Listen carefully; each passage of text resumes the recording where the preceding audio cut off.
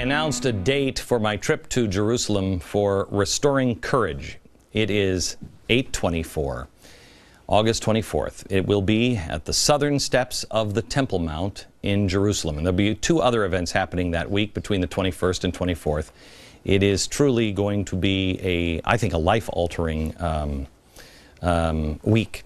And if you'd like to go, or if you'd like to organize an event, kind of like we did on the 9/12 Project where people got together, please go to glennbeck.com for all of the details. Do that now. It's right around the corner. Now, you're never going to believe this, but people in Egypt are still really hacked off, which is so weird because everybody in the media said, oh, the Arab Spring, it's coming through, and now the Egyptians are going to frolic around in the plush fields of freedom. It's going to be great. Yeah, no, didn't happen. Now there's a new revolution that is just beginning in Egypt. They are mad, apparently, at all of the people at Facebook and Google because nothing is better. In fact, in many ways, it's worse. Now, that's quite a shocker, except, to everybody in this audience, some historians and people without a political agenda, but who's counting here? I'd like you to look towards the future a little bit, and I want you to play a little game called Thinking It Through and see how this ends for America. Let's say you're a person in Egypt, and you believed that the revolution was all natural, you know what I mean? It's just, I'm on the internet. And then it starts to happen. And then Facebook and guys from Google's, they all start standing up and going, we created this whole thing. And then the president of the United States gives them credit and encourages more revolutions that lead to the same crappy situation that they're in. Oh, and then he goes and he hires some of those guys and puts them in. And then I know. Then we learned through WikiLeaks that the White House was helping direct it from behind the scenes. Okay, so now here you are. You thought you were in control of your life, and you hated the American administration in the first place, and now you're worse off than you were before. How much more do you love America? Huh? Come on, give me a big hug. They already loved us so much before. Because we hate you. We hate American. You hate us? Yes, I hate you, and I hate you. Why do you hate us? You are not good person. Go to any place more, please. Go to any place more. You are not with us.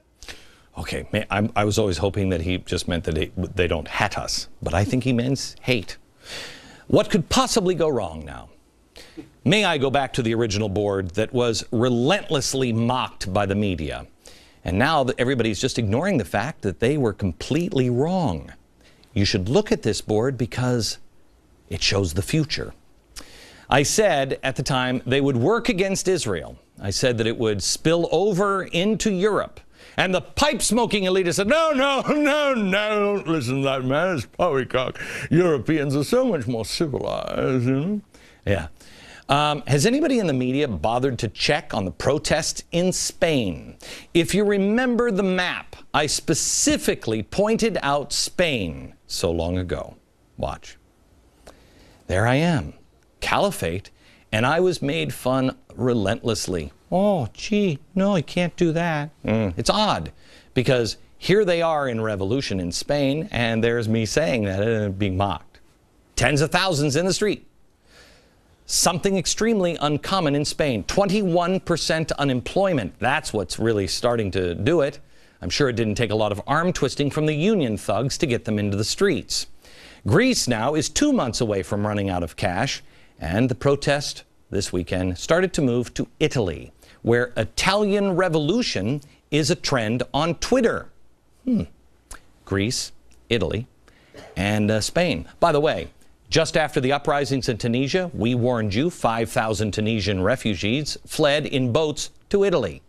Then this weekend, I saw a piece on Bloomberg, where Neil Ferguson, a historian and economist, said this about Europe. Listen carefully.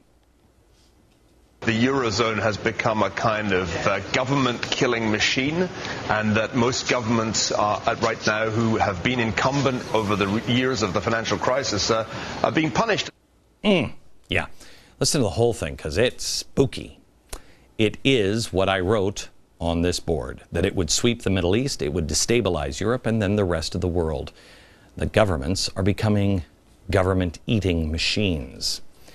I believe that's why the president made his suggestions on Israel. I think that's why he is moving in the way he is.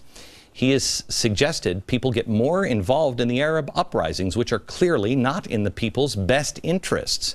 Not that Mubarak was, but that wasn't a good solution. The movement to fundamentally transform the world must destroy everything. It must make everything ungovernable. It must eat the current governments. Are these things all happenstance? Are they all coincidence that they're all happening? And how the hell did I get that right? How? What role do you and me, what do we play in the chaos and the things that this next president, if it is him, can he fix it? Can the next president do it? Or is this bigger? Is this bigger than the 2012 election? And if it is, what's the answer? Coming up.